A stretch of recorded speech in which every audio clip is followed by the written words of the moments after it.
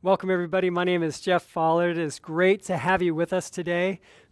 Today is an amazing day, and I had this thought this morning, and it was just super encouraging.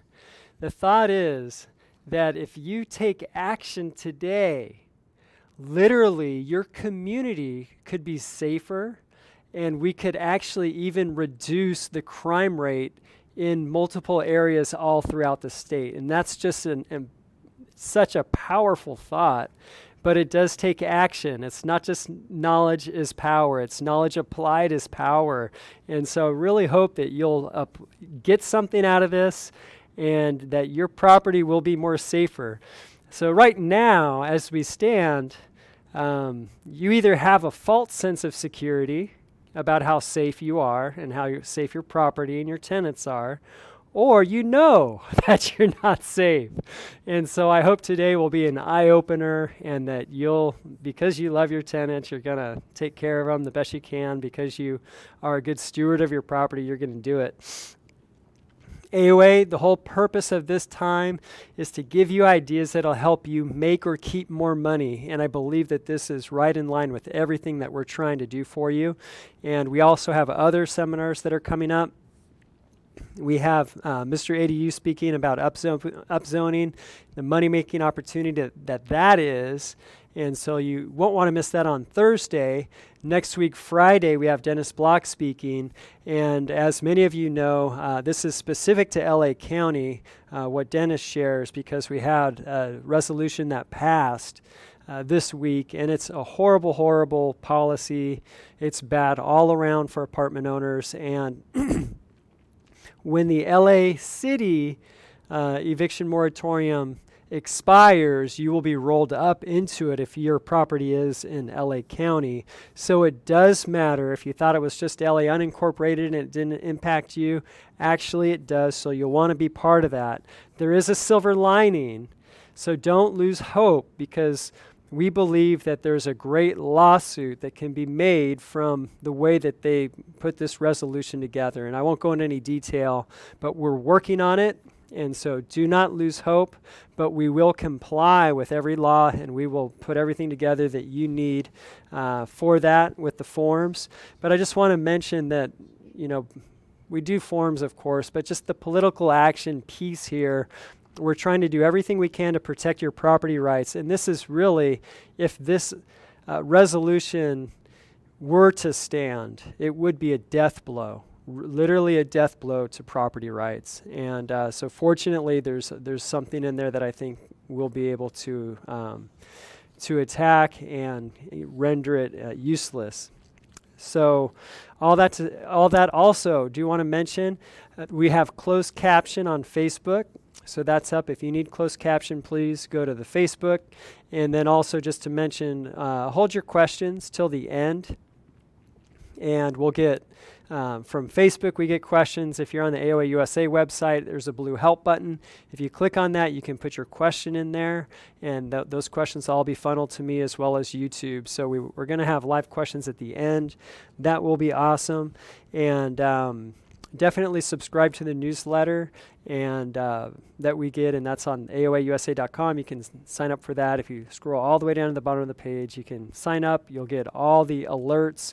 We alerted people about this resolution that passed Thursday, Friday, the day before. So we were trying to get you into a place where you could write letters, even though we all know it's a kangaroo court, right? We all know that these people they're not going to listen. They're just going to do it.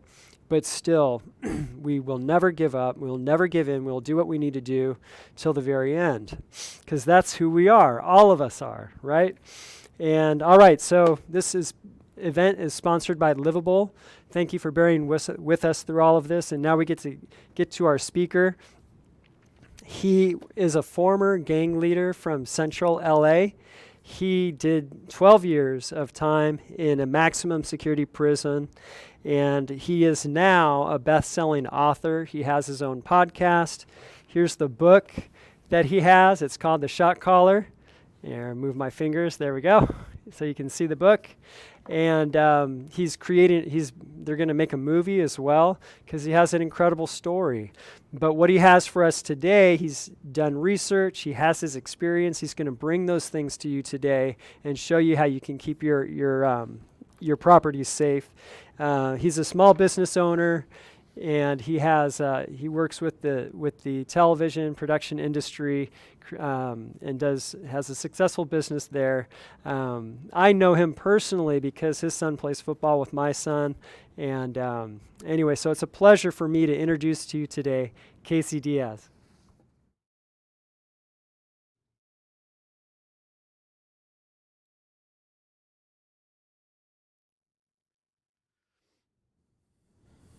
Thank you so much for having me here. It's a just an honor, really.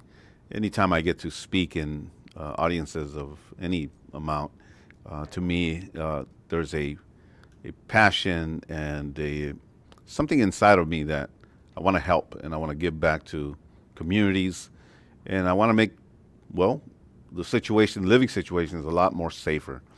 I'm going to give you a little brief bio of my story. Like Jeff mentioned, I was raised in the Rampart area, Rampart District, and also South Central Los Angeles. We moved back and forth while I was, young, and got involved in the '80s when Los Angeles would turn into really a bloodbath of gang violence and the crack epidemic. So through that, I got involved, very highly involved in the gang culture. Unfortunately, at 16, I would commit a crime that would turn my life upside down, and I would enter at 16 years old. I was tried as an adult and was facing 25 to life initially for the crime that I committed. It was a second-degree murder, and I did time for that. So now, I'm out. There's a book, there's a feature film in development, and my passion is to go out. I fly all over the country, educating forums on gangs, drug selling, organized crime, and that's the experience that I have. I've been able to bridge a friendship with law enforcement since I've been out. I have a lot of law enforcement friends with FBI and LAPD and the Sheriff's Department, LA County Sheriff's Department. A lot of friendships that I was been able to develop through God's grace and my life here, and I enjoy what I do because it's helping.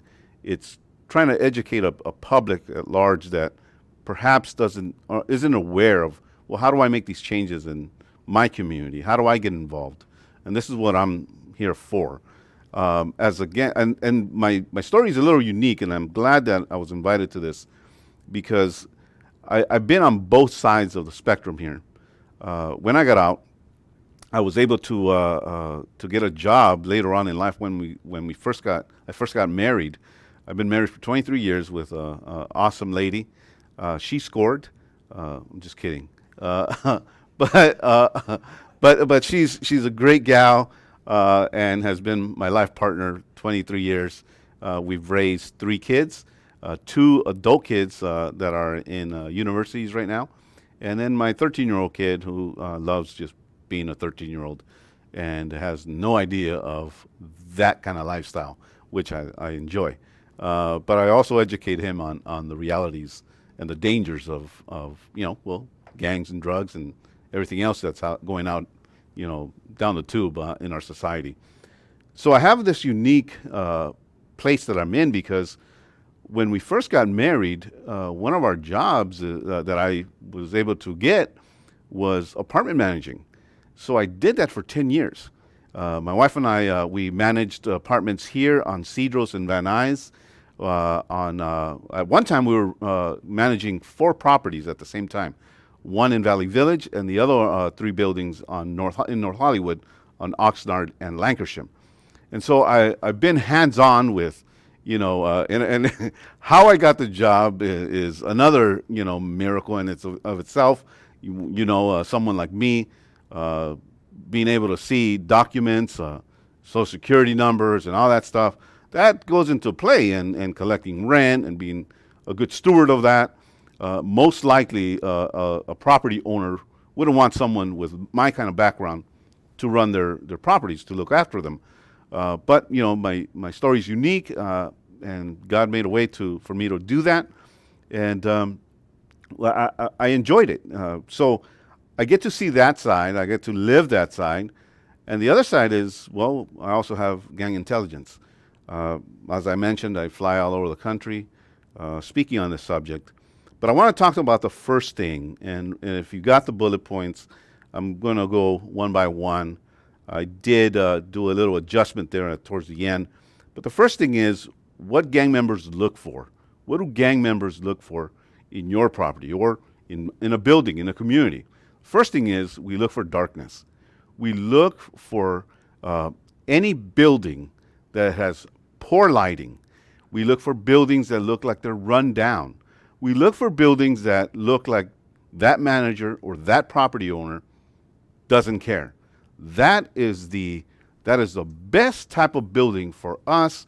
When I say us, I'm stepping into a role of back then. And so if you hear me, I'm not in gangs anymore, but I want it to be as real as possible to you. So as a former gang member, we would look for that type of property that looks like it's vacant, that looks like it's broken down, that looks like nobody cares about that building. And that's the building that a gang member or a gang will be very enticed into taking over. And once that gang goes in there and pitches tent, this is the beginning of the end of that community. So this is so important, and it's little things that matter. We're going to be talking about those little things that matter because they do matter.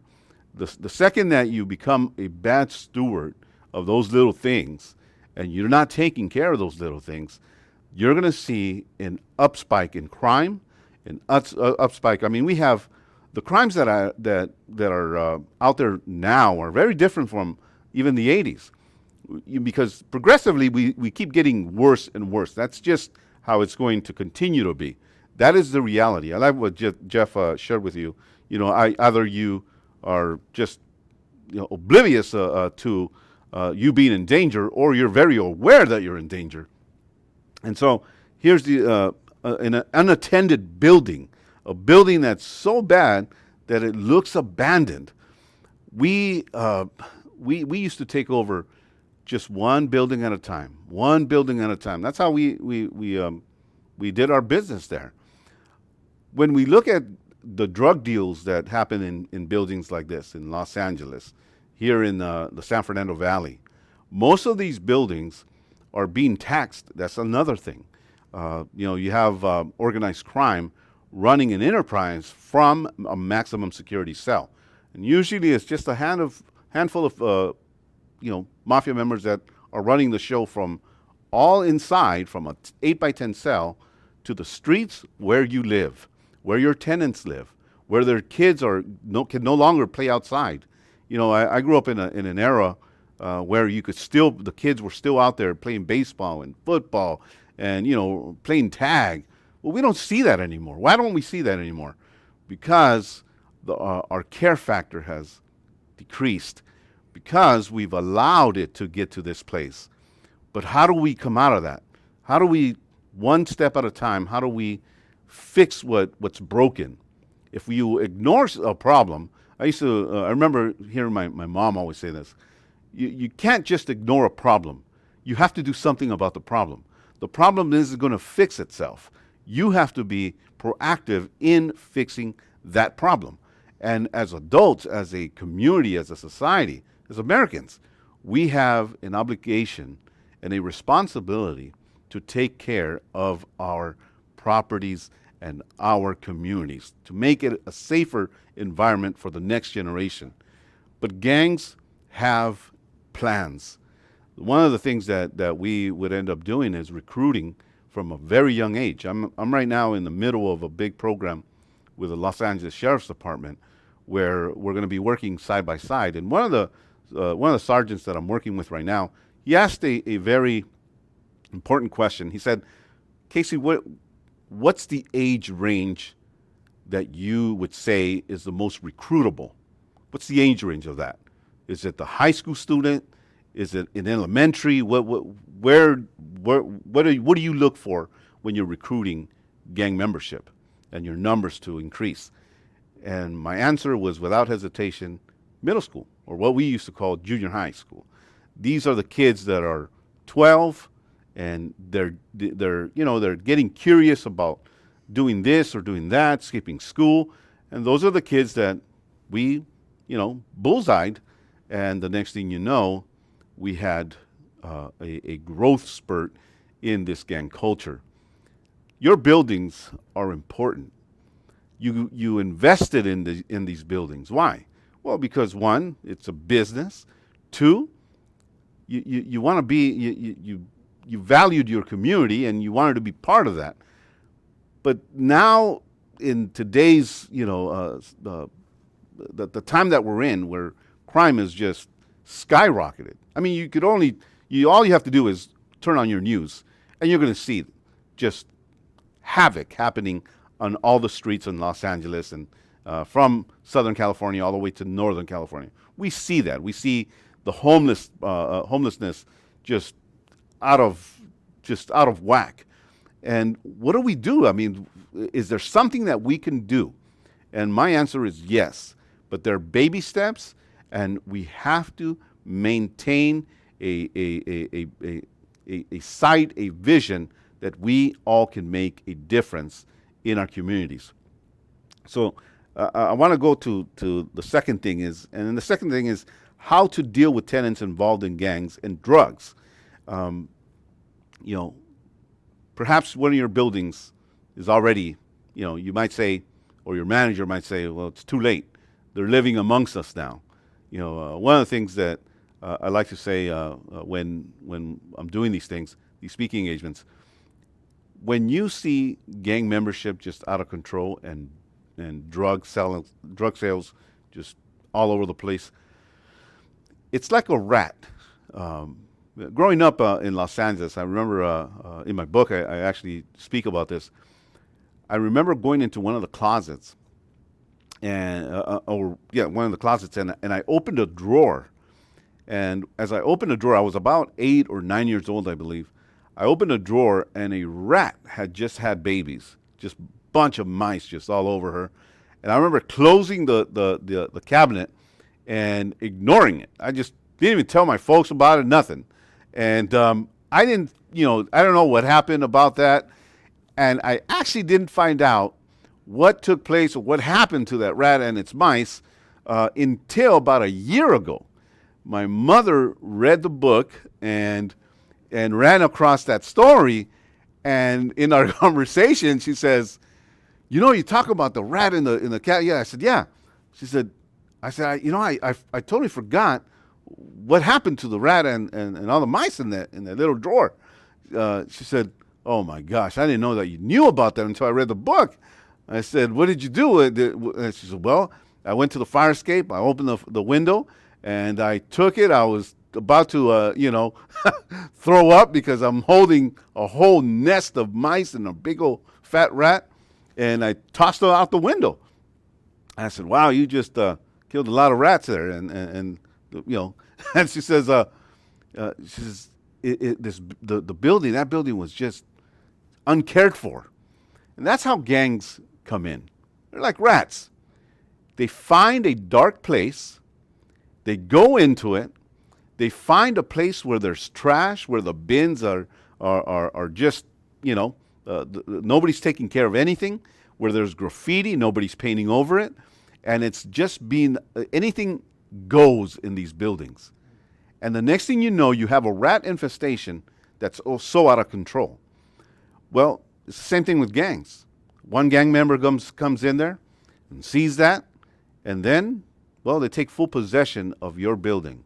It's so important that we do our due diligence in taking care of these properties. I want to talk about graffiti and something so simple. These things are simple that you can makes a difference along an entire block. One of the things that we used to hate, that I used to hate, is when our graffiti would be painted over. And we would go and return and continue to graffiti that same area. But I noticed that if a manager or a property owner kept painting over our graffiti, we kind of just went to the next building and we left that building alone. The building that looked like someone cared is the building that we kind of just left alone. And we went to the next building where we could cause havoc. Those little things matter. When you allow your building to just have graffiti all over the place and you're not doing anything about it, that's an invitation. That's an open invitation. That's a VIP seating to the next drug dealer, to the next gang member to come and camp out and take over your entire building. And once gangs do that, there's the element of fear. There's an element that your tenants they're scared to even come out of their apartments. This is not what we want. We're not in a third world country.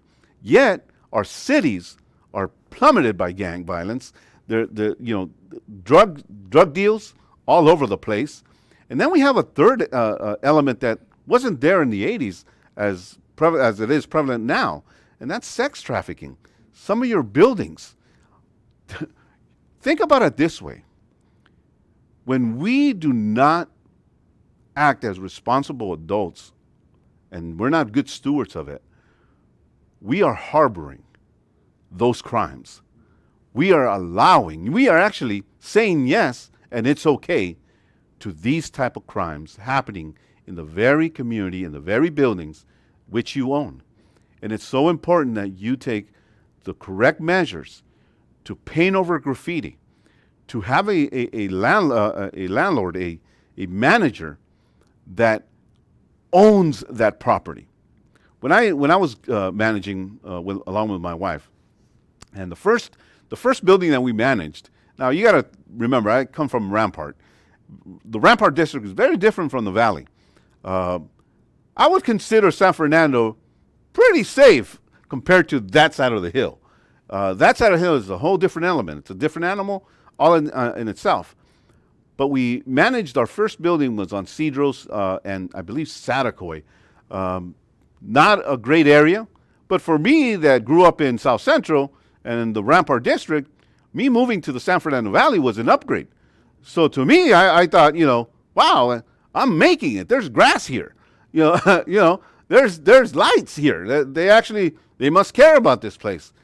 And I didn't know what Cedros was. I didn't know what Satacoy was. I didn't know, Roscoe and all these other places where crime is very, it's there. And it's right in our face.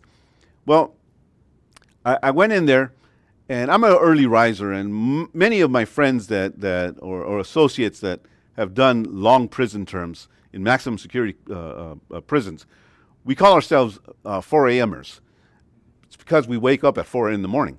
That has never left me since I've been in, since I got out. I wake up at 4 in the morning, no alarm clock. It's just an internal alarm that goes in. I wake up, and I'm ready to rock and roll. So I wake up, and I'm cleaning this building. It's 5 in the morning, and I'm already sweeping. I'm already cleaning windows. It's not a big fancy building. It's just a regular 2-story building with about, I think it was like 28 units in that one. I swept outside. I kept it up. Was there gangs? Yeah, there was gangs. Was there drug deals outside? Yeah, sure there was. But I made sure that our building looked nice. You can have something nice in a bad area. And that when you start making something look nice in a bad area, then the rest start catching that wave. But you got to be the first one. You got to be the one that takes ownership of that building. Hiring managers that really care, that are active in community, that are building relationships with tenants. One of the things that I learned is that the owners of these buildings, we had meetings with them. They actually really were very there with their managers. And that gave me a sense of pride of, these people are not just buying buildings. They actually care for these buildings. They're bringing us in meetings, and they're talking to us. They're hearing our concerns, and they're hearing what needs to be done in that individual building. Every building is different. Every property is different. It could be across the street, but it's different. And how we take care of these buildings is important. So getting a great manager that takes ownership of that building and has that pride in cleaning it, in keeping it up, in really being a partner with their tenants, it goes a long way. It goes a long way. As a gang member, as a property manager, I have that experience. I built relationship with tenants. I remember going and just randomly sparking a conversation with my tenants. My tenants saw me beyond the first of the month. They saw more than just me collecting their rent. I wanted to know how can I make it better? And within reason, if I was able to accommodate that request, we had building owners that actually heard me, and I would let them know, hey, this is important for them. This is going to enhance your building. You know what? I don't think tenants have a problem with paying a higher rent when things are taken care of. And that's very important. And I started to see the shift that this was causing in my building alone. I made sure that the grass was nice and cut. Again, if you Google Cedros and Satacoy, not the best looking area. There's fences all over the place. There's barbed wire in various places. But our building shined because we took care of business there. And I remember this one thing. Again, I said to you, I became very involved with our tenants. I remember one morning, this mom, a Hispanic mom, and a little boy, and it's like around 6:30 in the morning, and I was outside cleaning still, and the little boy just throws a bag of chips. Just had finished the bag of chips, 6:30 in the morning, eating chips. That's another thing, right? But he throws the bag on the floor. About 5 feet away is a trash can that I had just emptied and put a brand new bag on it. But he throws it on the floor. Now, I could have just easily ignored it, picked it up, and threw it in there. No big deal, right? But it is a big deal. It's a big deal when you don't say nothing about that. I approached her. She didn't like me approaching her, and I said, the trash can is right there. It's so important that we teach our kids to be responsible and to put things where they belong. And that doesn't belong there. And her response was, well, that's why you're here. It was a very ugly response. That's why you're here. Well, I didn't know that her husband was a gang member. Yeah, I wasn't aware of that because I hardly ever saw him there. So he approached me. He came knocking on my door, and what we consider barking. It's a prison term, so you're going to hear some of that come out of me. It's in here. I try not to let it out, but it's in there.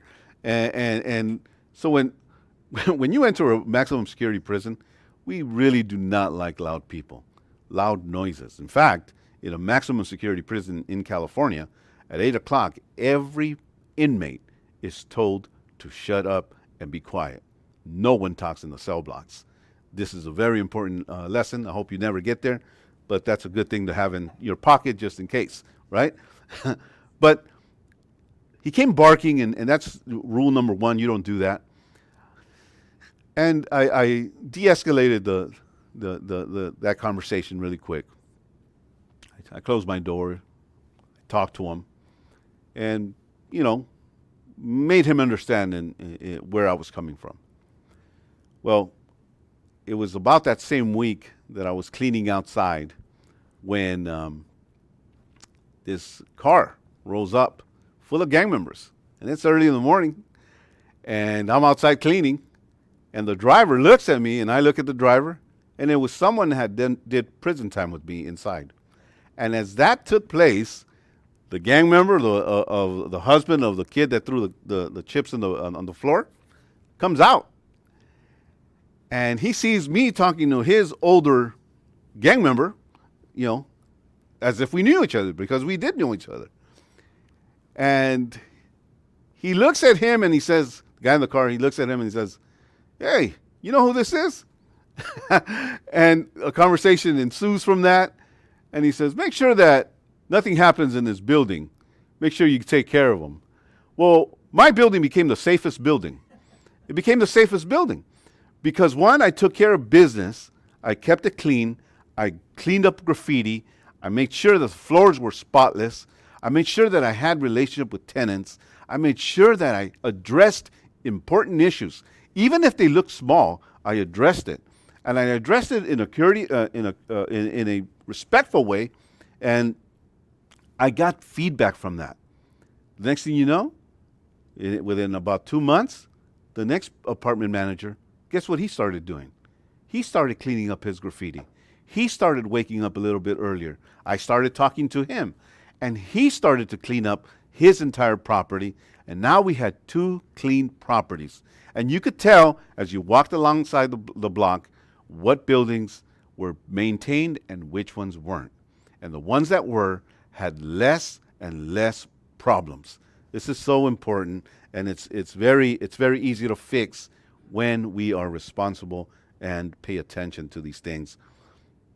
My actions showed that I cared for the well-being of our building, and more than the building, our tenants. I asked the questions, the important ones, the ones that I didn't think were important. I addressed those as well.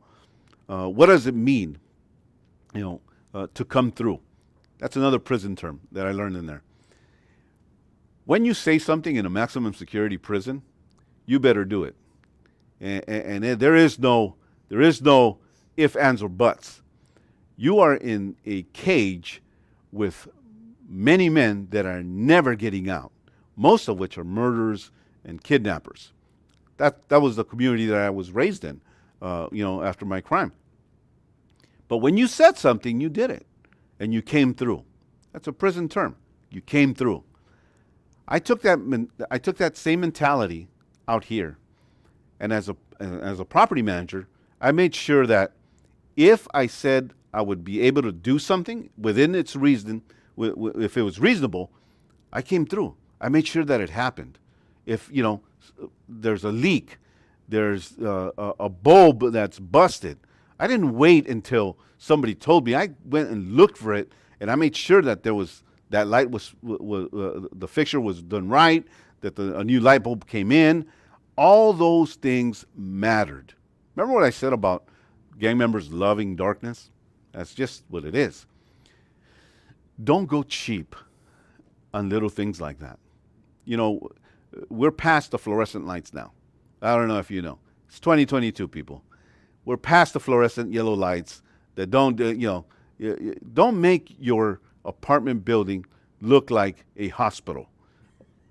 Don't do that. There is this amazing thing that's called LED, which sucks up less power but gives more brightness. It's an amazing thing. And this type of lighting helps. Don't go cheap. And I'm going a little ahead of myself. But how do you prevent or lessen the possibility of a break-in? Lighting. Good, well-lit buildings are less attractive to gangs and to drug dealers. They don't want lighting. They don't want to be seen. The second thing is, and it just goes right alongside, cameras. Don't go cheap on cameras. Don't have a camera from 1976 where it's all grainy and the pixelation, you can't tell if, you could be 2 feet away from that camera and you still can't tell who that is. We need, again, people, 2022, you could get a decent system, a decent camera system. You go to Costco, you don't have to break the piggy bank to do this. Law enforcement will tell you, and by the way, before I came and did this speaking engagement, I have a lot of law enforcement friends, as I mentioned to you. I talked to the FBI, I talked to some of the LAPD guys that are my friends, and some of the sheriffs. And one of the things that he said was, just let them know that, a camera is better than no camera. And I agree, and I get what he's saying. However, I'm going to talk to you as, as a former ex-convict. We loved when people went cheap. Because think about this. You just bought a building, or you've been owning a building in a bad area, and a crime happens. Well, you're going to be in court at some point. And that grainy video isn't going to help as much as it will help if you get a decent camera system in your building. So important. Changing the padlocks, changing broken locks on your exit doors and in your entrances. Very important. One of the things that as an adult and as now someone that's trying to help the community, I look back at where I grew up, and if you go to Los Angeles, right off of the 110 freeway, you'll notice something very, very well. It just kind of mimics all the way through for hundreds of blocks and miles, right? And that is fenced in areas, apartment buildings that are just completely fenced with metal fences. You'll see windows that have metal fences on them. It's just, and what you're doing is you're locking up your tenants. That's what you're doing. Rather than building a bridge with your tenants and being hands-on with your tenants, you allow the gang culture and the drug culture to come in there, infest it, and you're locking up your own people. Don't do that. In fact, we used to love when we saw the apartment buildings being fenced off. Why? Well, because we made sure that the lock in the front worked, but the lock in the back didn't. It gave us time to run away from law enforcement. So what people thought was helping, it wasn't really helping. It was actually helping the gang member. It was actually helping the drug dealer. Because now the visual from the outside, people didn't know what you're obstructing their visual. So now police when they're coming into the building, they can't see what's behind those bars. So it actually worked to our advantage as gang members. Make sure that you have a maintenance guy and a manager that looks and cares. When something is broken, when a handle is broken, please replace it. I know that it's going to cost a little bit if you keep doing that, but you keep doing that. And I'll tell you why. Because at some point, those gang members and those drug addicts will start getting irritated to the point where, man, I can't do business here because they keep cleaning it up. Let me take my business elsewhere. This is what's going to happen. We did it. I've seen it. I lived it. Bought it.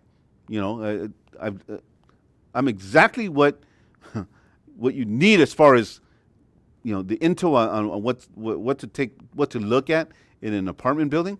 I've been on both sides, and I can tell you this much: every time I changed the lock, every time I changed the lighting, every time I painted, every time I swept, every time I took care of the lawn, I put flowers. I put flowers in. Gang members and drug dealers hate that. They hate that. Not soft guys. Put flowers. What is it going to cost you? It's going to, number one, beautify your building, and number two, again, gang members and drug dealers hate flowers. I don't know what it is, but they just do. And it just, a well-manicured lawn, it goes a long way. Trust me, these little things actually work. And I'll go into, a good camera. And number 4, how to create a safe environment around your property. Local law enforcement. Right now, we're in a time where law enforcement is looked upon as the bad guy. And they're not the bad guy. Listen, I'm an ex-convict. My best friend is an FBI agent. Won't tell you his name because, well, obvious reasons. That's my best friend. And I get to do life with him. He attends my church. Great guy. They want you to be involved. They want your friendship. Join find out what they're doing in their stations. This is one thing that I do all the time in Burbank. I live in Burbank. I attend these meetings. I go speaking in these meetings. I get asked to speak at these meetings.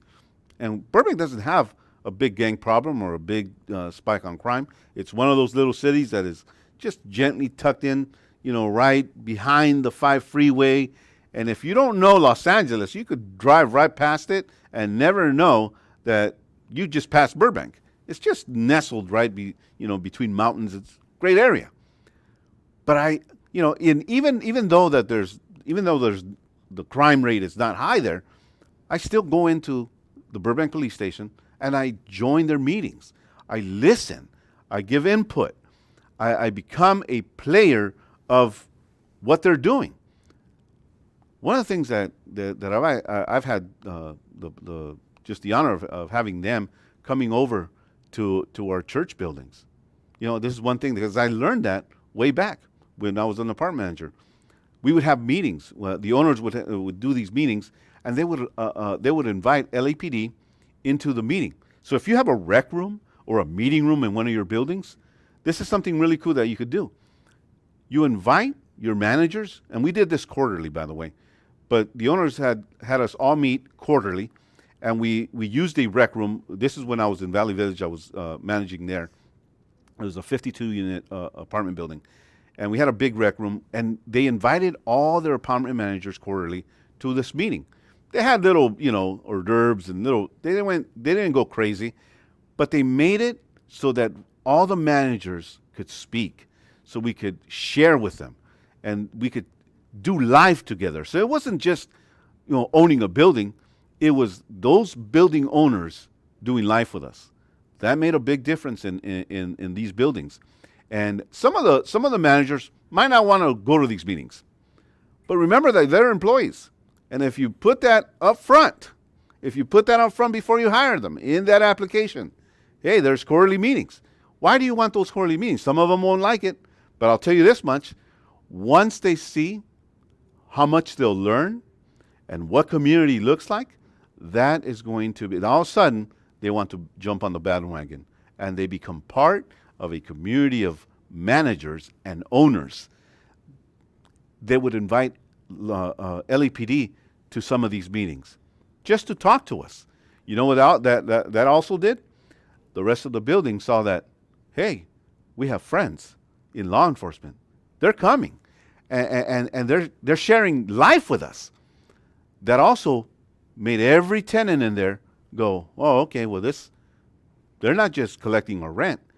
They're doing something for us. It builds something that says they care. They care about our safety.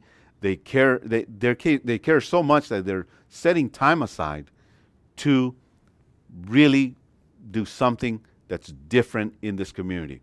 And that helped, and it went a long way. Attend those meetings. You might say, well, there's no meetings in my station. Create one. You could do it. I mean, here, listen, I'm a guy that has, a horrible record. And yet, there's these open doors for me. And I've been able to, you can live in life making excuses. And excuses never solved anything. Or you could be very proactive in life and in situations in your life where you take ownership and you step out in faith and you go into these places and you create these meetings.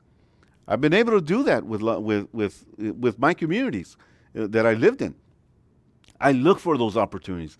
I go and I sit with law enforcement, and they have been an incredible help. And by the way, just so you know, they want to come and help you. They want to come in and speak at your events. They want to join your meetings. They want to feel like you have their back. I understand that today they're getting, thrown under the bus. But that's just a very minute number of bad law enforcement officers. And you cannot throw that and throw an entire police department under the bus because of one or two bad apples. Listen, there's bad apples in everything. Wherever there's humans, there's bad apples, right? I go to church and people say, well, I don't go to church because of this, because of that. there's hypocrites, there's all this, right? Listen, you don't think there's hypocrites at your job, at your place? You still show up, right? So just because there's a small amount of bad apples doesn't mean the whole entire division or department is bad. And there are police officers that they love their job, they love to serve, they love to protect, and they want to be part of your life. Invite them in. If you have a rec room, use it. Do it monthly, do it quarterly, whatever works for you, and talk to your managers. That's so important. You know, some of these managers just, I've been so fortunate to work for some of the companies, and I only work for two, but those two companies took care of me, man. They took care of me and my wife, and they gave me not only free rent, but they also threw in a little something, and that helped. That showed me that, man, that they love what I'm doing for them. I'm not just looked at as an employee, but although I am, but they're doing something for me, and in return, I automatically wanted to do something back for them to help them. So these are things that I hope that, and I got some more stuff. I don't know if we are going to go in break here soon, but these are just little things, and then we'll go into some other things as well. I got 4 more points here.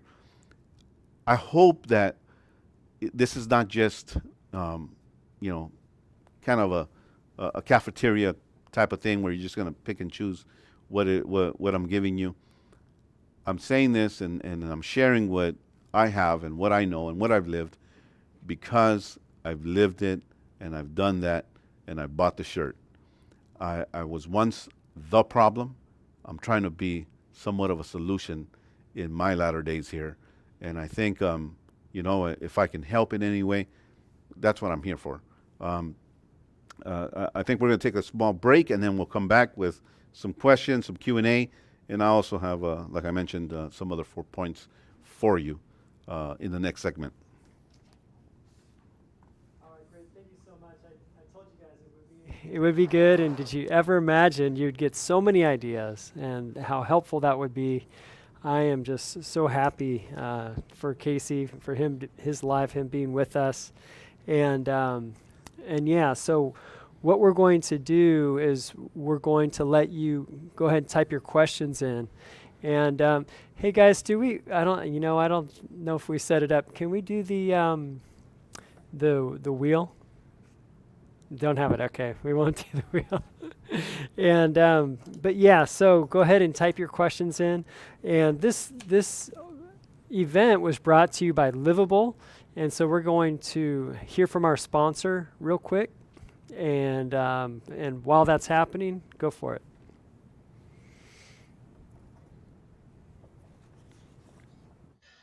Hello there, AOA members. This is Daniel Sharabi, CEO of Livable. We've been partnered with AOA now for some years to bring our ratio utility billing services to membership. And what really sets us apart, aside from quality service and taking great care of your residents and billing them back fairly and accurately for their fair share of utilities, is that we have no minimums. So that means if you've got a duplex or a single family home with an ADU, we're happy to help facilitate the utility bill back on your behalf.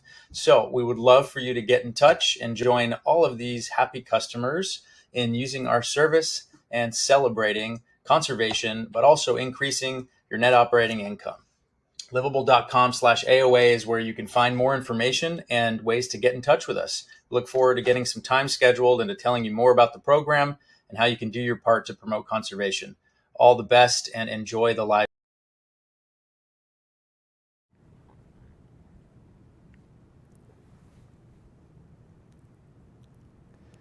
All right, and again, thanks again to Livable for that. And I see some people are asking, what was the name of that book? And here it is. It's called The Shot Caller, and we will have a link to that for you underneath the video in the more area. There'll be a link for that, and so that'll be available for you. And if you came on a little late, next Thursday, a week from today, we will have another live stream, and it will be about upzoning SB9 and just the money-making opportunity that you'll have with that. And then Friday, we're going to have Dennis Block speak about the resolution that was passed at the LA City County Board of Supervisors meeting this week. It is a total death blow to property rights, but we really believe that there's a silver lining, because we believe that we will be able to overcome this one in court. And so we are preparing and working on that. So please don't lose hope, but we will be preparing the new notices and the different things that would be required for that as well. So just continue to just look at the emails as they come, and just stay in the know on everything that's going on. And so we'll go ahead and one thing I want to mention, like we're going to talk through, we'll take some questions and we'll talk through some more points. But one thing that I wanted to thank you for was just your tolerance, because Casey comes from he has a different background, and he has his mindset. The way that he views life is different than yours, and yours is different than mine. So he will mention how just prayer is one of the solutions. And so if you just be tolerant, I know that about 80% of you are people that pray. They say 80% of people pray, and so if you'd be tolerant with him as he shares some of that, that'll be good, because the other 80% of us would be interested in hearing that. And I know that. So anyway, thank you for your tolerance with him in that area. And but we're going to take some. So do you want to take questions, Casey, or do you want to finish more points? Or I can finish let's finish the points, and then we'll go into the Q&A. Okay, great. Yeah, let's do that. And let's do that. Yeah. And that way it gives you more time to pin down some more questions. So here's my next set of points here. What time of day are they most likely to be active? What time of day are that drug dealer, that gang member, most likely to be active in your building or your community? I would say, without a doubt, it would be night. However, this is one thing that I lived through, and that is that when someone has lost full control of that property, we were active all day long. It didn't matter if it was day or night. And I could tell you from experience that those buildings were just so out of control that, you can Google the Rampart District, or you'll see pictures. I didn't want to glorify that part, but there's pictures on Google from the actual gang that I belong to, where in one of these pictures, there's about 50 gang members in front of one building in the daytime. It had become so dangerous that even in the daytime, there was about 50, sometimes even more, gang members in front of one property. Could you imagine that hardworking citizen who's just trying to make a living, who's going out, that single mom, that couple that's just barely making it, and they're having to step out of your property and encounter 50 gang members. And then after a long day of work, what they come home to is 50 to 60 gang members in front of their building. This can be avoided by addressing these small, tiny issues and making sure that these fixes, these things that need your attention as an owner, are looked at, and then you come through. You actually do what you're going to say that you were going to do. I remember this one building on Oxnard and Lancashire. I had 3 properties there that I was managing. I wasn't. The building was structured so that it didn't need an in-house apartment manager. I think it was 15 units or something like that, and so you didn't have to have an on-site manager there. And it was split into 3. So I took care of the Valley Village building that we were in, and then also took care of those other 3 buildings on Lancashire and Oxnard. And I remember that when I walked in there, it was daytime, and as soon as I walked in, it was gated, it was dark. They had lost control of this building, all 3 of them. I remember that the first thing that I noticed is the lock in the front gate wasn't working. Anyone can come in and out. It was graffiti all over the place, trash all over the place, dirty diapers all over the place. It was just a mess. And as I walked in on day one of taking over that building, the previous owners they just lost it, and I don't know what the situation was, but our new owners had taken over it, and we were the managers there. So I walk in, and the first thing that I encounter is a cluster of gang members. And I remember them looking at me and me looking at them. And this is, don't do this, but I did this because, well, I've been around that kind of crowd. But I walked over to them and I said, hey, I'm Casey, the new manager here. I want to help you guys out, make sure that this place is cleaned up and everything. So, how can we help each other? How can we do this together where it looks nice for your families and for, I don't know if you got kids here, but we can make it look nice. We can make it look presentable here. And to them, it was like me.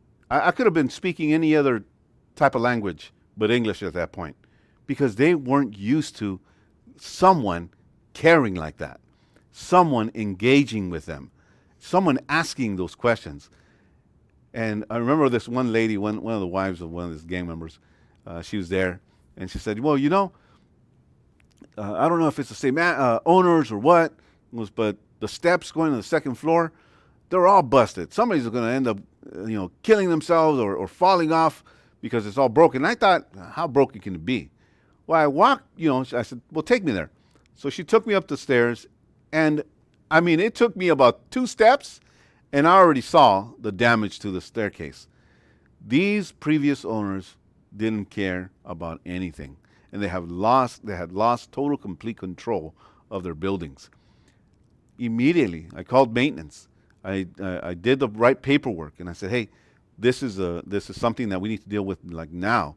I don't know if you caught this when you were taking care of this building or taking over it, but this needs to be addressed, and we need to put some new steps on there because you'll end up in a lawsuit sometime.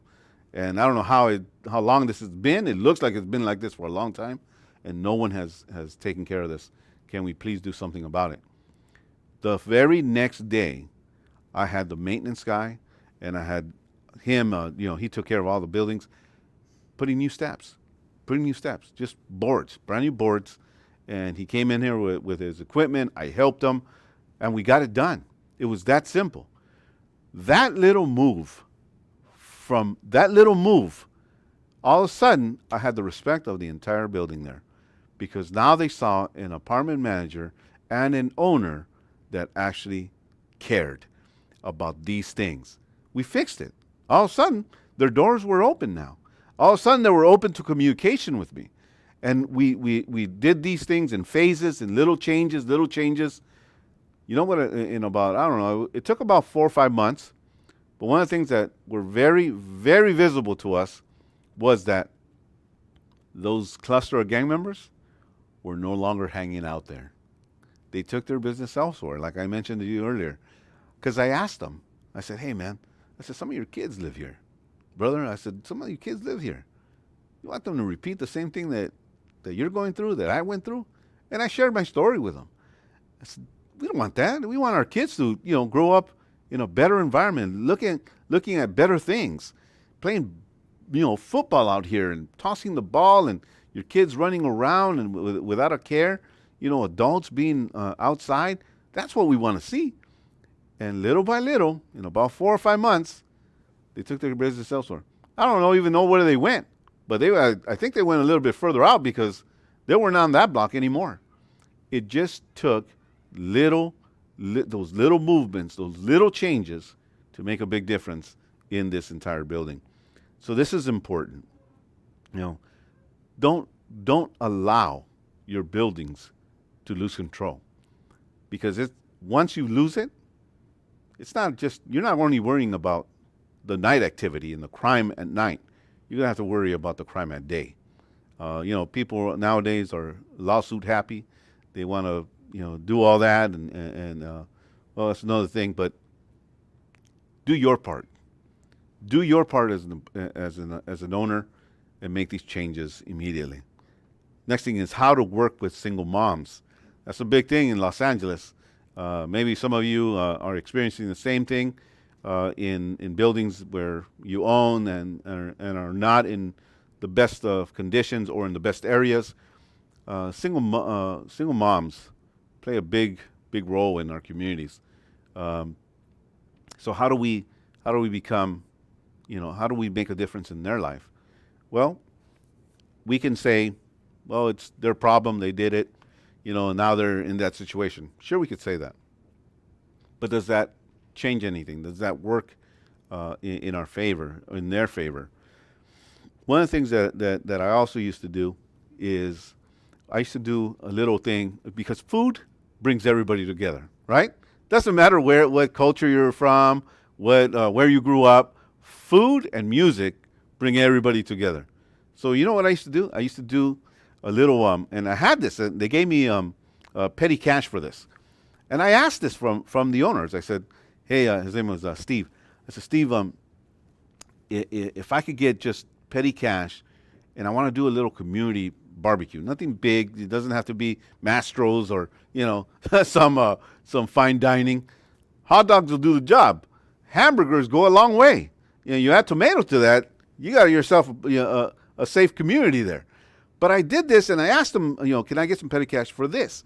And he said, "What is that going to do?" I said, "This is going to bring all of the tenants, whoever wants to attend, to here, and I get to talk to them, and I get to reach out to them, and I get to know them." So I started doing that. It was every other month, and it wasn't something big. It was just something small. All of a sudden, all these tenants are seeing that this is not normal. Are they doing that everywhere around here? The answer was no.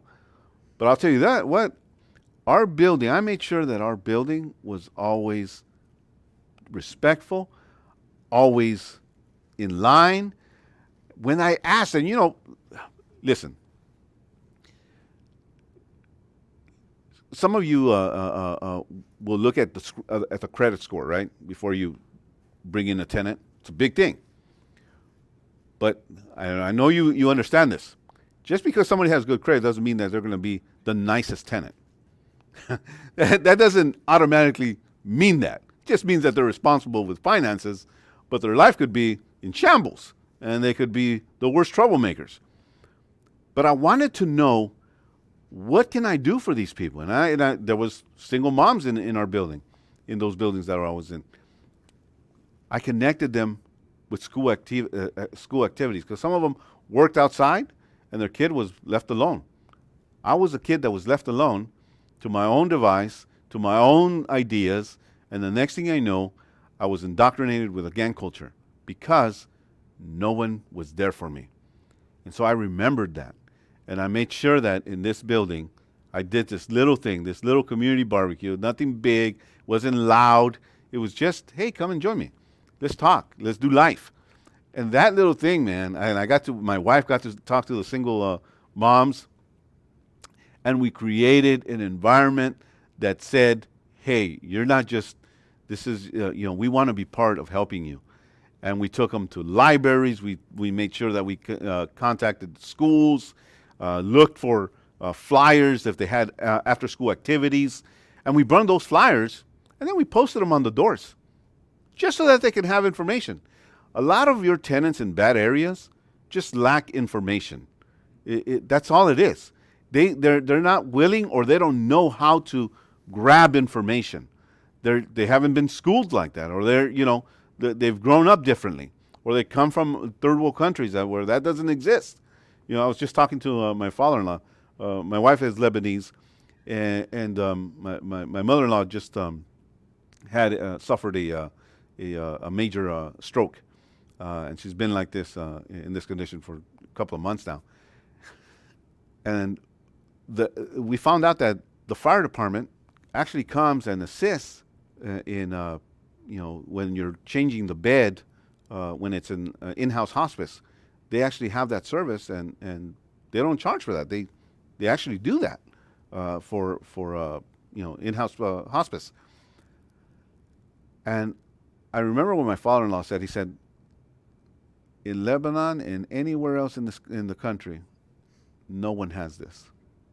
Listen, we still live in an America where there's a lot of good still. There is still a lot of good. And some folks that come from other places, they just don't know how to grab information. Sometimes we have to be the people that go and grab the information for them and kind of teach them how to fish, kind of thing, right? We put that information in front of them and kind of explain it to them that this exists, this program exists, and you could take advantage of this program. You could be part of this program. I remember that a lot of these single mothers like really took our advice and the friendship that my wife shared with them, and they ended up, either coming to our church, or they ended up coming to a library, or their kids were now involved in sports after school. So they weren't just running around aimlessly. They became part of a created community with adults that actually cared. Number 8, again, working with local schools. Find that. Find your local school. Find your middle school. Find your high school, and be active in that. Look at the programs that are available for your community. Grab those flyers. Bring them back. Put them in the mail slots or in there. And you don't have to be over and over again. You could do it once in a while. Just a reminder. Some of the buildings by the mailboxes, there's a place where you could put a tack and a flyer there. Do that. Spread them around the mailboxes. This is just something that'll help you and help them, see that, hey, we're not just living here. We're not just paying rent here. We're actually doing something. And this apartment manager, this owner really, really cares. Number 9, the right tenant. I talked briefly about, this is a big chess move. This is a huge chess move. You're rolling the dice when an apartment goes empty. I remember we would hurry up and, we didn't take our time. We made sure that the paint guys were on there, the cleanup lady was on there, and we made sure that the new tenant or the people looking at this new apartment, we made sure that it mimicked a hotel. I mean, we put a ribbon on the toilet bowl. We put a plant. Something. It's a $5 plant. Your tenant, your manager would love petty cash to go buy at Home Depot or at a nursery a $5 plant. Put it by the toilet bowl. Put it by the mirror in the bathroom. Light a candle or some, or don't light a candle, but put little candles there. What is it going to cost you? $5, $10? But guess what? When that potential tenant comes in, you've created an environment that doesn't say, oh, well, we slap some white paint and here you go, $29,000. It's $29,000 for 700 square feet in beautiful NoHo. It's getting ridiculous, but it shows that you care. It shows that you went a little beyond the call of what you need to do. It shows that you really authentically went a step further for that potential client, the potential tenant.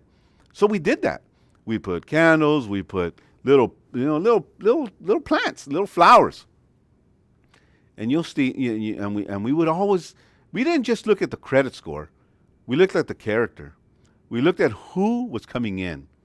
It gets a little dicey with, legally and all that. I understand that.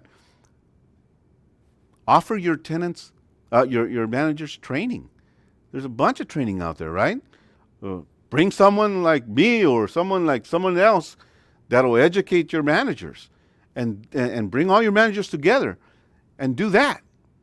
But be a positive change for your buildings. You could do it.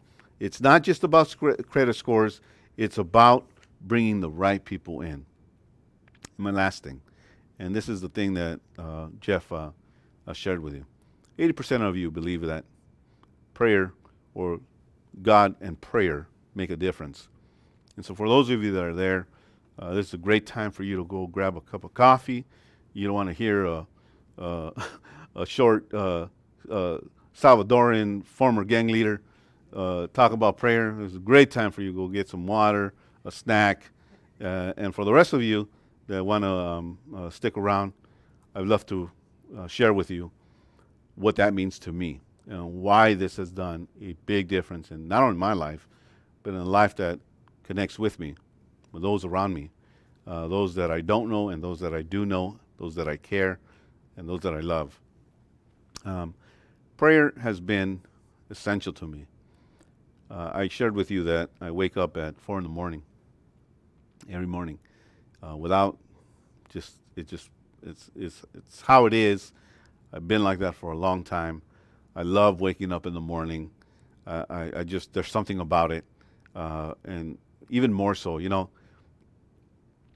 if you Google my name, you'll see the massive amount of speaking engagements that I've been in. I've been in Washington, D.C. My first airplane ride, I had never been on an airplane until my 46th birthday.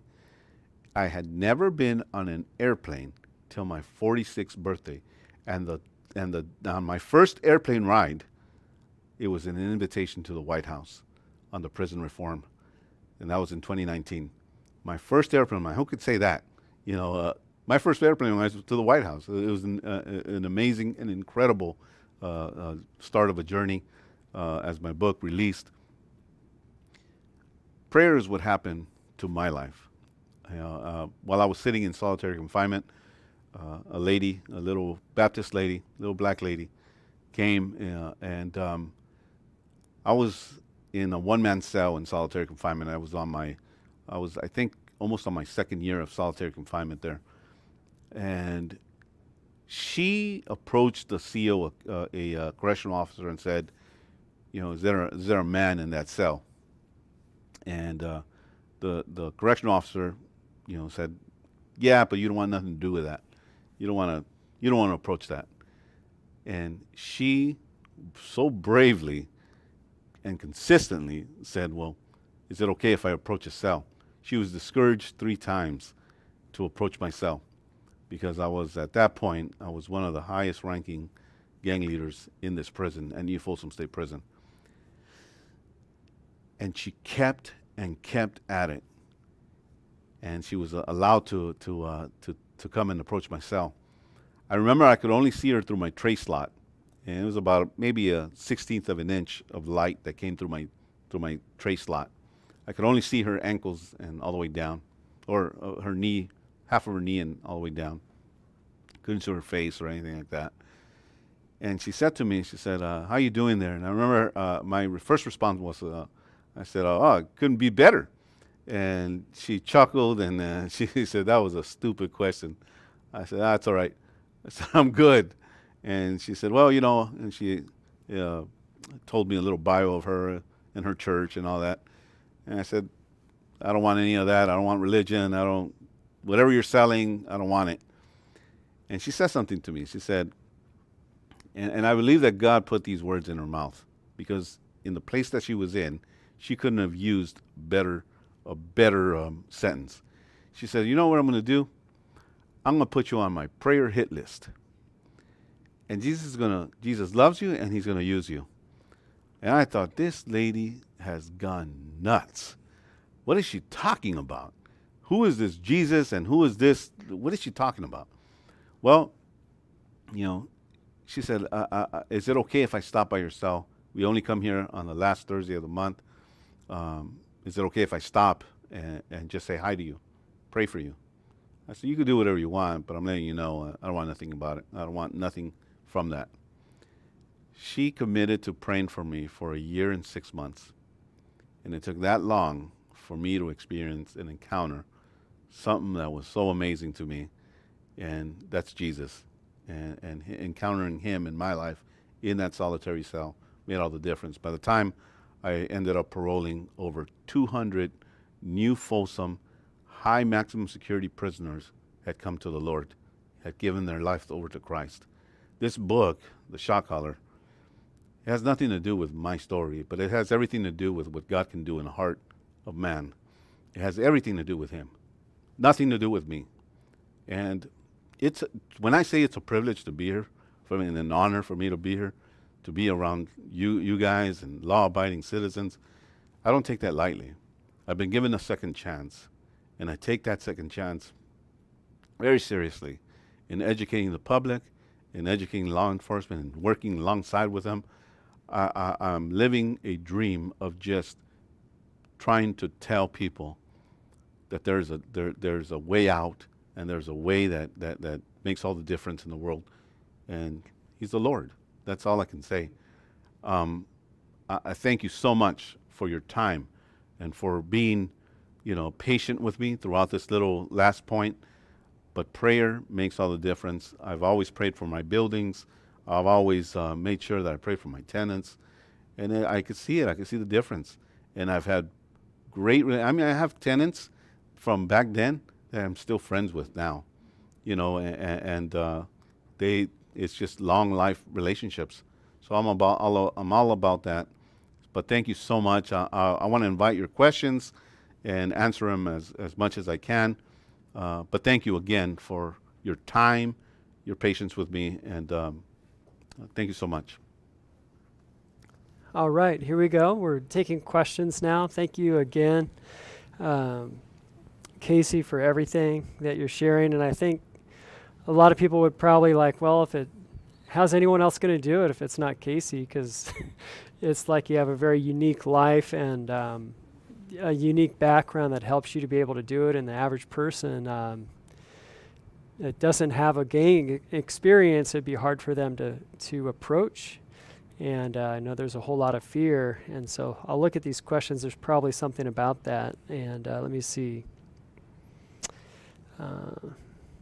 Okay, here's in the chat, Nancy. How would I, as a property manager that does not have a background as yours, communicate with tenants that are gang members and that all they do is threaten us? I can't even do a simple walkthrough of the building. I think that has a lot to do with, again, building a bridge with your tenants. And I'm going to let you in on a nice little secret. A lot of these guys and gals that are involved in gangs that seem unapproachable is because they have a mask that they're wearing. They have a wall that they've had a rough upbringing. They've seen a lot of people not come through. Broken promises, broken this, broken that. And so they view authority in a very different way. But when you come to them, and a lot of these guys, a lot of these gamers, listen, I have a podcast that it's called the Shot Caller Podcast, where I interview former gang leaders that have just come out of prisons. Some have served 15, 20 years, 28 years. I have a guy that I'm interviewing that just came out after doing 44 years. And we all have one thing in common. We were all still kids in grown men bodies. Mm. Nobody approached us. Everybody was scared of us. And because of that, we continued. But if you show an authentic heart, an authentic caring heart, and approach them in a very respectful way, they're going to respond. Love casts off fear. That love covers a multitude of all kinds of bad. So when you approach someone, be authentic.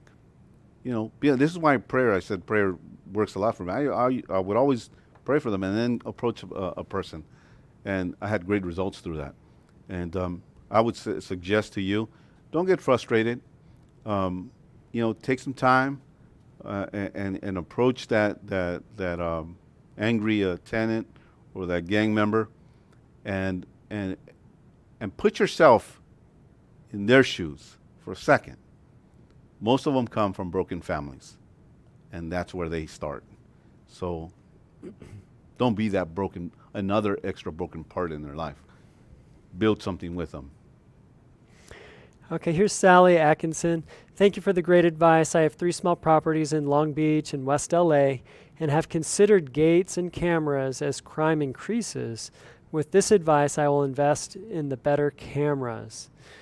Now, if you invest in better cameras, but you don't have the engagement. I know she's not saying she's not going to engage, Yeah. but this is kind of like, I think you probably would make a point that this is a whole package. It is. It's a whole package. Involvement with the necessary tools. That's what makes a difference. So yeah, I hope that you engage and yes, invest in a better system, a camera system, and better lighting. Those things go a long way. You're going to see a phenomenal difference when you do these things, because no one wants to get, even though they know that they're on camera, they don't want to get caught on camera. Most criminal mentality is, I don't want to be seen, however I could get away without being noticed, that's what I want to do. So by you getting a better system and better lighting, it's going to go a long way for sure. All right, on YouTube we have Scott, and here he is. I live in Chicago suburb that went from 0 to 8 murders in 2021. What can we do to take some of these same ideas and apply them to an entire suburb just south of Chicago? So interesting, we have somebody outside of California, but how do you do it in when it's not LA? And Chicago, man, that's a whole like 10-hour speaking engagement with that, right? You have a very high crime rate in Chicago, but it's baby steps, right? You make changes that are small, and you create those communities, and you create watchmen over your cities, and it starts with you. You can't wait. Here's the thing that I've noticed with a lot of folks is that they wait until somebody else does it. They wait until somebody else, because somebody else has the nerve, or somebody else has the skill, or somebody else has the talent to start something. And that somebody else never shows up, because that somebody else should have been you. And you as a person need to go out there and start building these communities, and then bringing people alongside of you to do that. Trust me, you're going to see a big difference. I'm actually speaking in Chicago pretty soon here at a university there, and on the same subject, it's criminology. But be patient. I know that it's sometimes the waiting period is kind of, wow, man, is it ever going to change? Your consistency will determine the outcome. Your consistency will determine the outcome. So be consistent in building those bridges. You take the first step, and you'll see it.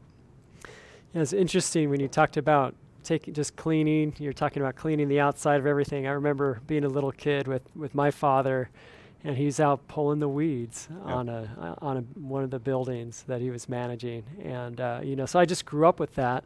Here I am this morning. What I've noticed even just recently in the last year, that I started cleaning up not just the sidewalk, but the curb, the gutter. So our gutter is clean on That's great. on the building that here I am. I'm the president of AOA, and I clean the gutter That's what it takes. every morning, because I want it, when you drive by, you can see if there's trash in the gutter, like it just says something, and when there's not trash there, it says something. So it's kind of neat to connect. I think there's a lot of you that are also connecting some of the things that you're doing, and you're like, check, check, check, and maybe there's one or two things, but so it's just kind of cool to hear everything that you had to share. If you have gang members in a neighboring building, other than all your points, is there something that they respect, and so perhaps stay away with how we dress, look, talk to them, defend ourselves? So how do you, people are asking, how do you act? How do you even act around people like that? And I think be you, and unless you're obnoxious, right? then change that character. But I think be you. That one of the things.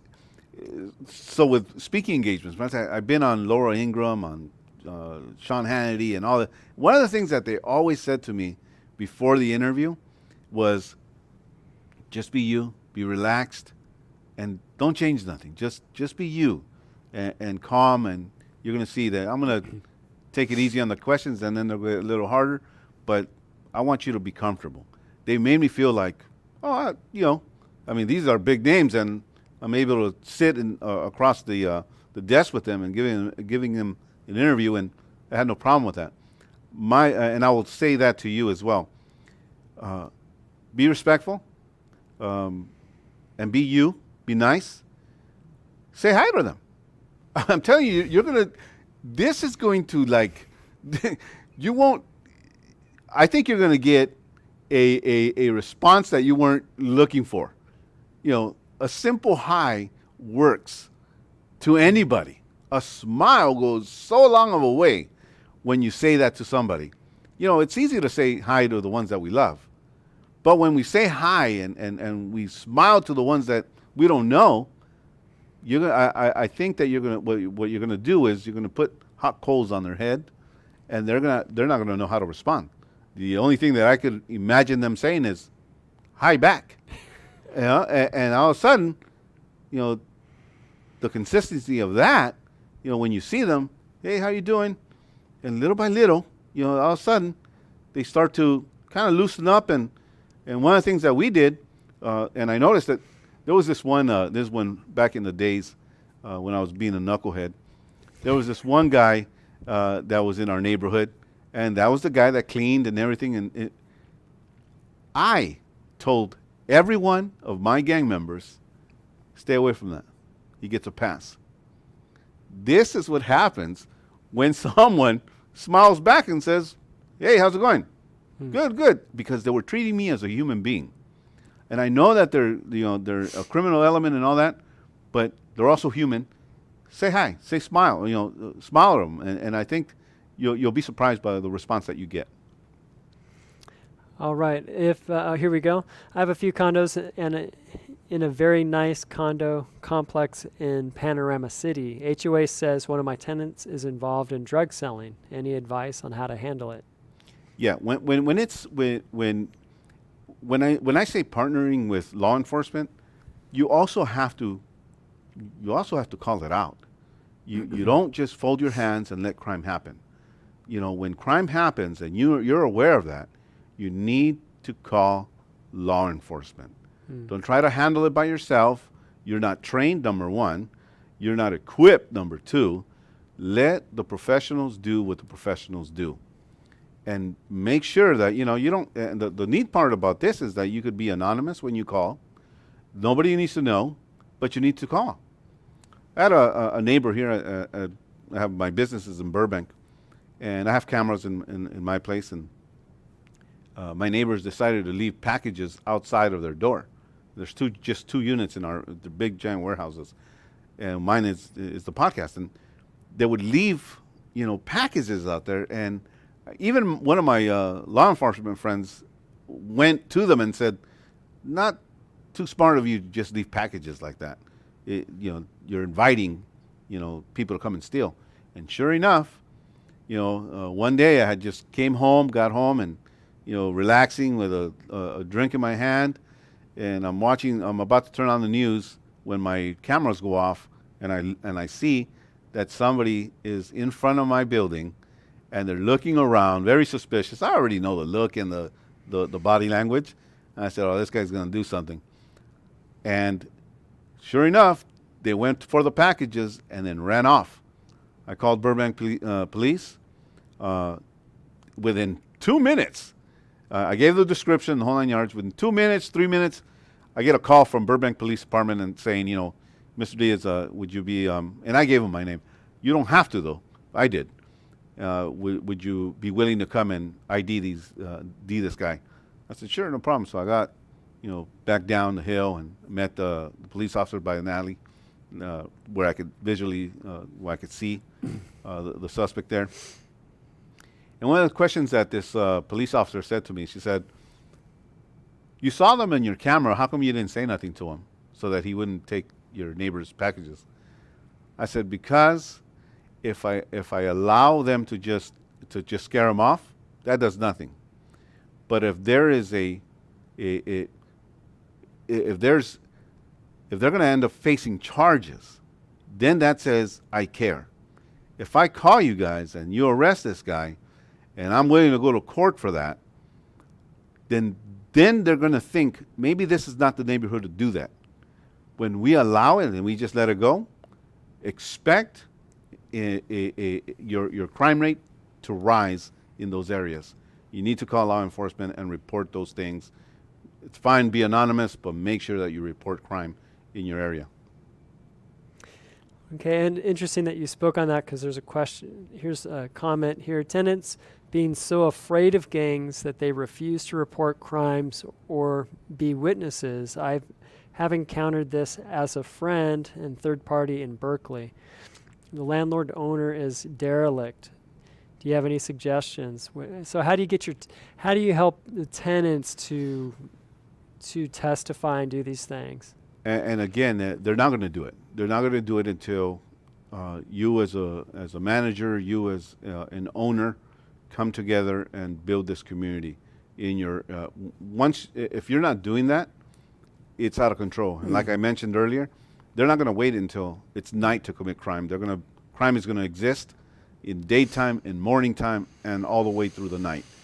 It's when we've lost control of an entire situation. So it's very important that building those friendships, seeing the consistency of you being involved in their life, past collecting rent, that is important. That says a lot. When something has just been, allowed for so long, it becomes a habit. It just becomes a lifestyle for these elements. Can you gain that back? Yeah, but you're going to have to. It's a long road ahead, and it's an uphill battle once we have lost control of an entire building. So it's important, start with, these little things that I talked about earlier. Little barbecue, little something. The lighting, the door, the locks being changed. These go a long way, and trust me, because in these buildings they want to get away, right? So we always busted the locks in the back. Didn't care so much about the front, but the doors in the back and the exits, we busted those because those were our getaways. Change your locks. I don't care how many times you need to do that. The more you do it, They break it, put a new one. Break it, put a new one. This will eventually catch on to them, and they're going to go, dang it, and they'll go somewhere else. It'll be somebody else's problem that's not putting attention or care to that building. Right. All right. Thanks for all the info. I bought a duplex with inherent tenants. The old owner had no background check. Any tip to spot any suspicious activity? Well, be involved. If you see, that big saying, right? You see something, say something. You don't have to do it in a rude way, but make sure that you're not just a manager or you're not just an owner there. You're a person of authority there, and there's a way of doing that in a very respectful and professional way, where they know that, hey, we're going to call some of these things out, and we're going to be proactive in how we deal with our buildings. They need to know that there is authority as well. In all the apartment managing that I've done, I made sure that they knew, hey, I'm trying to befriend you and everything, but this is also a business in which I'm hired to overlook this property for the owners. And when it's business, but I want to, there's friendship, and I want to be involved. So there's a fine line of how you're going to finesse that. But they need to know that you're also an authority figure in that building.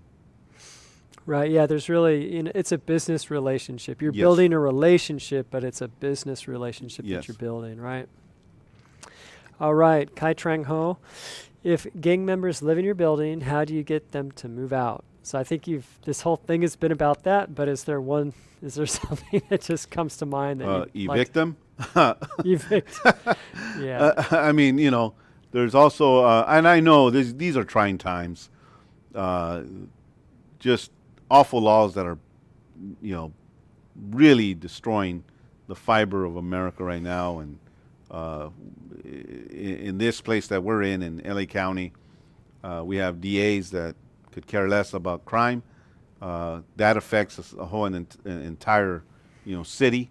So those things, they have a lot to do with it.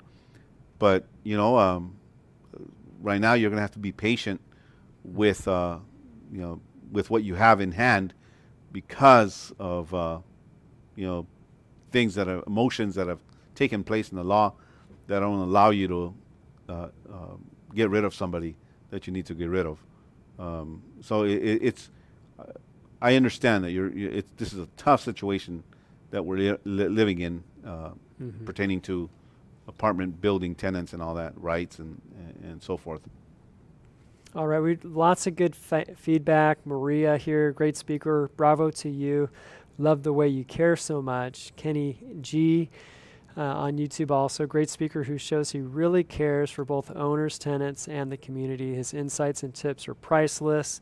There's a lot of good feedback here that we're seeing. And one thing I'll say, that this is the kind of video that if you like it, the algorithm will let it go out further. And normally, like, I don't solicit likes, because I'm not so concerned. It's more member information, and if you're connected to AOA, kind of cool to have the guy from Chicago on this. But yeah, just all that to say, if you like this, hit the like so that other people will have a better chance of getting it, and then also share it with people. And that'll help a lot. Sharal, she's a writer with us. She lives kind of in the same area you do. Around that area. More, but anyways, Sharal, I'm sending your book to my nephew who is in and out of prison. You are an inspiration. So that's cool, so that people can get your book. Thank you. Okay, thank you for educating and sharing. So yeah, lots of good feedback here. Any advice for people who you show respect and care, yet they are still rude back and do bad things to the property? Every experience is unique. I would only be able to understand your situation by being there, but you're there, and I've ran across some of those type of tenants where you could be nice until forever, and they're just callous in their character. That's something that for me, I've seen prayer change that, and that's what I just put out there. Nothing can change the heart of man but God, and when somebody is just stone-hearted, it becomes a difficult situation. I totally get it. But there's hope. There's still hope. Being labeled as one of the most dangerous inmates in New Folsom at that time, I would have never thought that this would be me down the line in life. Yet, something happened in my heart, and here I am doing my part to do something to help people out here. So don't give up. Don't give up on being nice to people. Don't give up on being respectful to people. It goes a long way. And look at it this way. I love what parables in the Bible, and a lot of these parables talk about farming. By you being nice, you're planting a seed. And a farmer, when he plants a seed, he doesn't see an immediate result. He doesn't see a harvest right away. It takes time. It takes watering. It takes the weather. It takes all the elements and nutrients to lock it in. And then through that patience, then you see a harvest that many will enjoy. So you stay consistent at being respectful to folks, and being nice, and also being a person of authority in that unit that you're in. Okay, here's a good question from YouTube.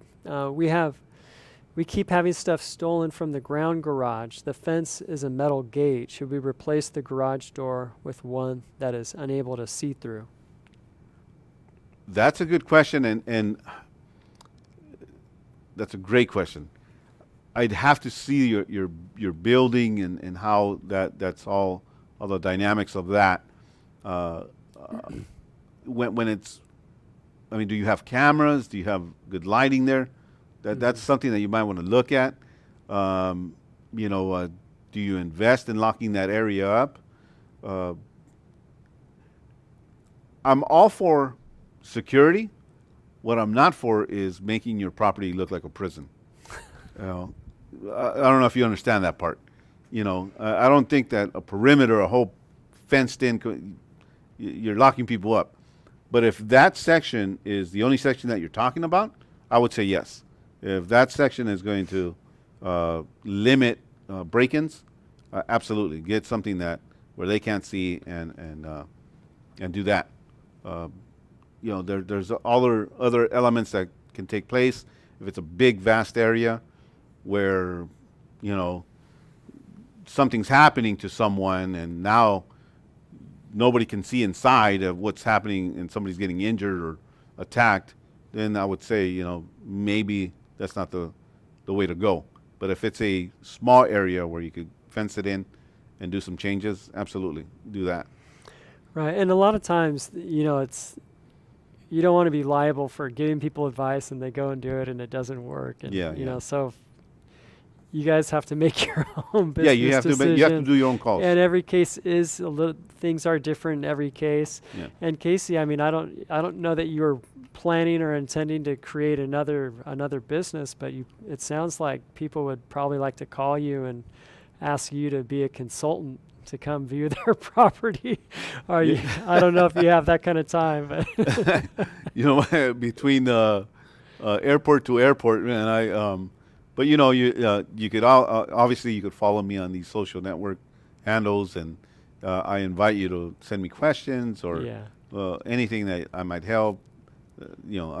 I actually respond to a lot of these. I do get a lot of emails, so I try to be selective of. But when I see a need, I'll answer that right away, and I personally answer it. So it's not like my team that does that. Okay, and here's one from Amanda Gomez. If a tenant signed the lease but with short amount of time, meaning less than a year, do they go?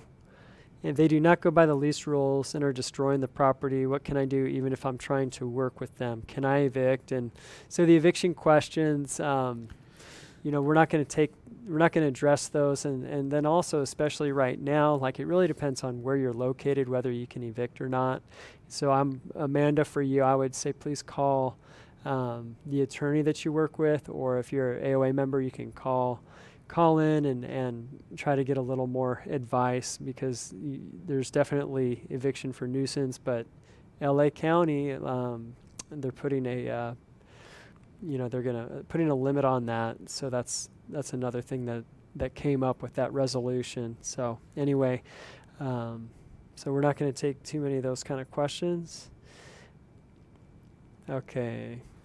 I own a 7-unit building in LA. Someone just tagged the building and I immediately had it painted over. I have one vacant unit. Should I offer the unit to an LAPD officer to have a presence at the building? That's a call you're gonna have to make on your own. But kudos on you for cleaning up the graffiti right away. Always have that primer and that same color of that building, and make sure your maintenance or you yourself take care of that immediately. Don't waste any time. Do it, and you'll see. It works out a lot. Right. And no matter, just because someone is a police officer doesn't mean that they know how to manage their money. So you have to, but you could think about, So anyway, it's a very complicated world these days. Yeah. So many different things, and someone just commending you on your ability, the accomplishment of being able to put your past life behind you. And here we go. Last question.